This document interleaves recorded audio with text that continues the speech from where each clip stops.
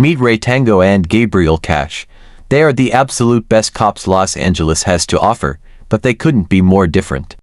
Tango is the clean-cut, sophisticated archetype who wears Armani suits, manages a lucrative stock portfolio, and treats policing like a corporate business.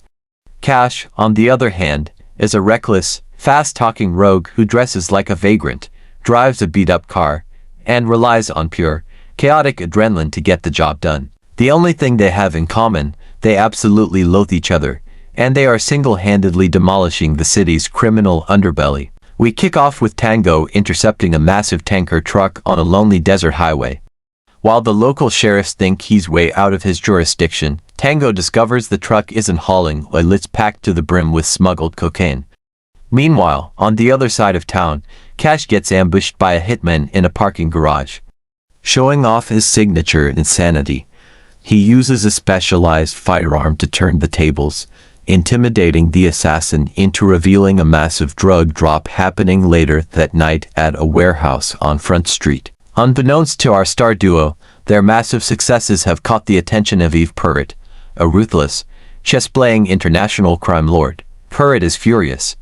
Between Tango's busts on the east side and Cash's disruptions on the west side, these two loose cannons have cost his syndicate over $60 million in lost weapons and narcotics. But Purritt doesn't want them dead.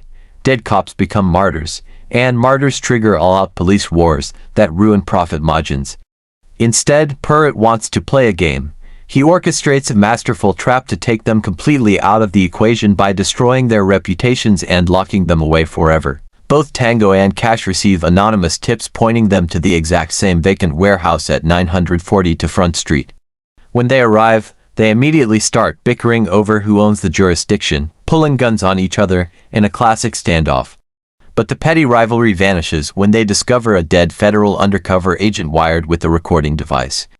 Before they can even process the setup, a small army of FBI agents storms the building. To make matters worse, Cash's backup weapon is sitting right next to the corpse. They've been caught red-handed at a fabricated drug deal, and the trap snaps shut. The legal system moves at lightning speed when the evidence is heavily manufactured.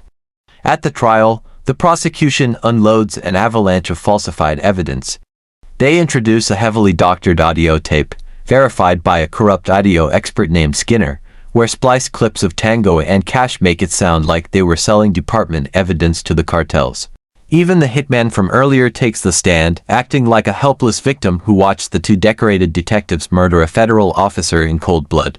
Realizing the trial is an absolute circus, their defense attorneys deliver the grim truth. They are facing an impossible, uphill battle.